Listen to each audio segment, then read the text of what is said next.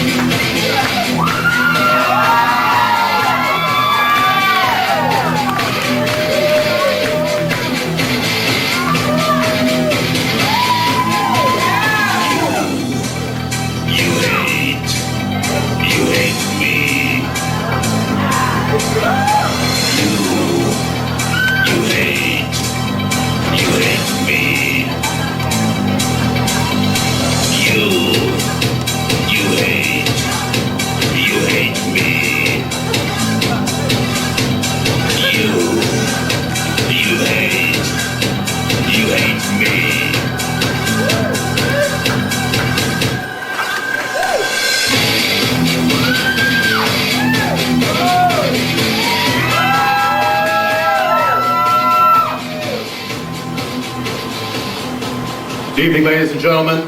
I'm afraid I have some bad news for you. Seems that Gandhi Jones got into a little trouble tonight. I had to arrest him at 1400 hours this afternoon for pimping without a license. My name is Officer SchwanzKopf. I'll be here to deliver the news for you. Now, the good news is, I did manage to confiscate his poetry. I found two of his and one of them that he stole, which we'll get to later. But first of all, I need to take a close look at you. Good evening, ma'am. Do you realize that your hair is not up to the allowable limit of fur length? And over here, sir, you seem a little, or ma'am, it's that hair. We need to work on that hair. You seem a little suspicious here. You're Washington State Ms. Leather, right? Yeah. Yeah. You have a license for your leather? You know, I don't believe your leather is up to code here. We're gonna have to do a fine on you here. Step over here. Yeah, let's inspect your leather here. See your metal is up to code, leather is a little soft. Yeah, okay. All right, you may have a seat.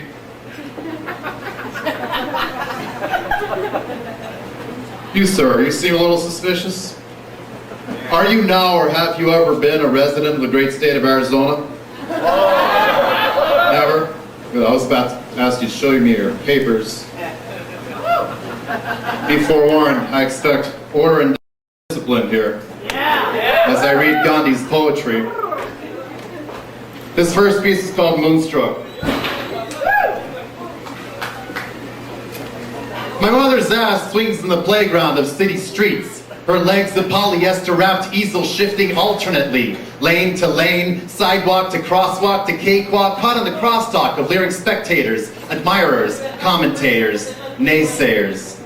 The hips that bore me do not bore them. They empathize with her thighs. Spies remained undisarmed by the white flag stretched around her waist. They waste no time in tasting her prime tenderloin with shifty eyes, fully absorbed in the essence of their own desires. They recognize my mother's ass before they acknowledge her face. Their minds race away from her lips and into her other cracks and dips, waiting for her back pocket to wink back. Meanwhile, time slips as folds become wrinkles, and eventually, even the sun won't shine there anymore.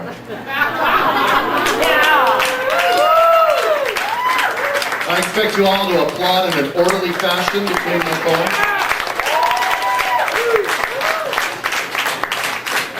Stop.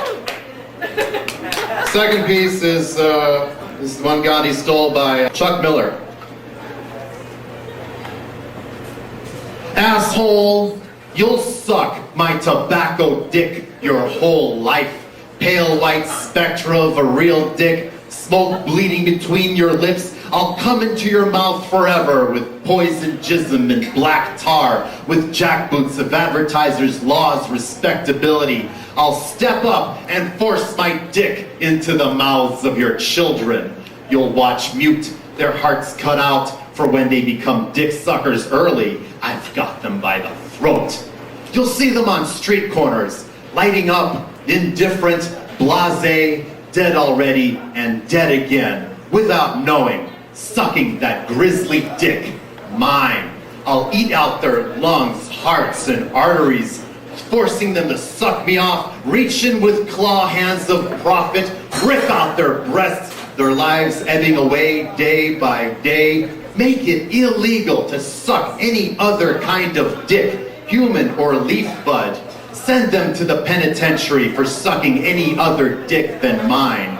With my Marlboro men and Joe Camels, we'll make it seem brave to belong to the dick-sucking society, to give your life to death and dick suck. Even women, you've come a long way, baby. So suck me off openly and with relish, toxic cum oozing from your lips. I'll stand shoulder to shoulder with the leading citizens, for the rich know there are only two kinds of people, the masters and the slaves. Yeah. In the end, when my dick has been in your mouths for years and you've sucked it dry of its cancerous juices, you'll beg me on your deathbeds for one last suck on my long and terrible dick before I kill you and come into your gape holes forever.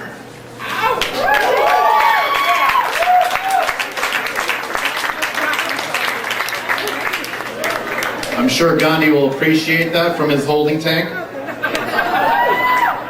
Excuse me, I need to perform one more interrogation here. You stand up, please. Yes? What you doing, Brett? I don't know. It seems to be something. Are you perpetrating, violating, or trespassing? Yes. Good job. Carry on.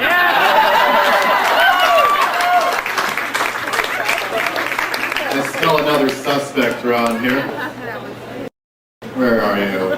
One more suspect. You, sir. Stand up, please. Sir, I'm going to need you to put your hands on the table. Both of them. All three of them. You got them? This will only take a second. I just need to interrogate you here. Let's see, make sure you're not carrying any contraband over here. Oh, what's this over here? Sir, are these your testicles? We've been having reports of missing testicles in Congress lately. Carry on. I'll leave you with one more poem by Gandhi Jones. It's called Springing in Love, for all you lovebirds out there. And it's actually dedicated to religious prudes and their children. Spring fever broke early that warm February morning last year. As I sat on my rooftop deck minding my own business, the birds in turn came to remind me of their own business. Not lovebirds like pristine white doves, flittering sparrows, or proudly bald eagles. These were pigeons, and they were horny. So they skipped pointless formalities and emotional red tape like the rules of dating. They took no long walks along the beach, exchanged no vows of commitment, and processed no feelings over a brunch of local organic earthworms on a bed of fair trade early bird seed. No tarot cards or horoscopes were consulted for the opinions of the cosmos. They just went there. I lounged in my chair, witnessing these creatively procreative creatures' conception. As it turns out, dirty little birdies waste no time with slow breaths on the neck, sweet nothing whispers, tender butterfly kisses, or circular fingertip traces in one or more places. They weren't fulfilling fantasies, bolstering their self-esteem, expressing affection, or consummating an arranged sexual transaction. They weren't even making love. Make no mistake, church lady, they were fucking. He profusely pounded his prickly pecker in his pursued pigeon's pulsating pussy. His claws penetrated her ruffled wings, perforating her skin, piercing my eardrums with perpetual tweets and squawks on her nexus of pain and pleasure. The time had come to come, and he came it all up in her salad bowl, dressing her pubic feathers in his pigeonal nectar, the vinaigrette of no regret. They did that. They did it till the doing was done and shook the morning after dew of their fluids onto my rooftop garden, making their spot just a little wetter for good measure. You see, nothing satisfies you deeper and gets you higher than resowing the very seeds from which you sprouted. Anything else is everything but. But their pleasure was all mine as I slumped humbly in my seat, schooled in the passion it takes to keep us and each other truly alive. Yeah! Thank you.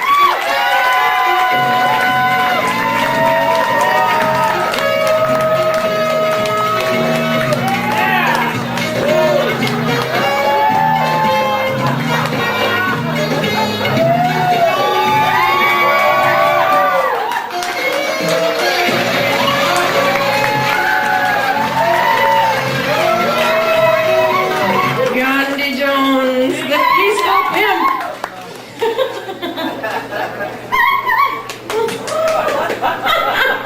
I think that was a pigeon fucking back there.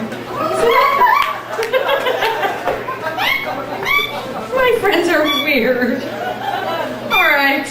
Now there's all kinds of pigeons fucking all over the room. Goddamn pigeons, sky rats. All right.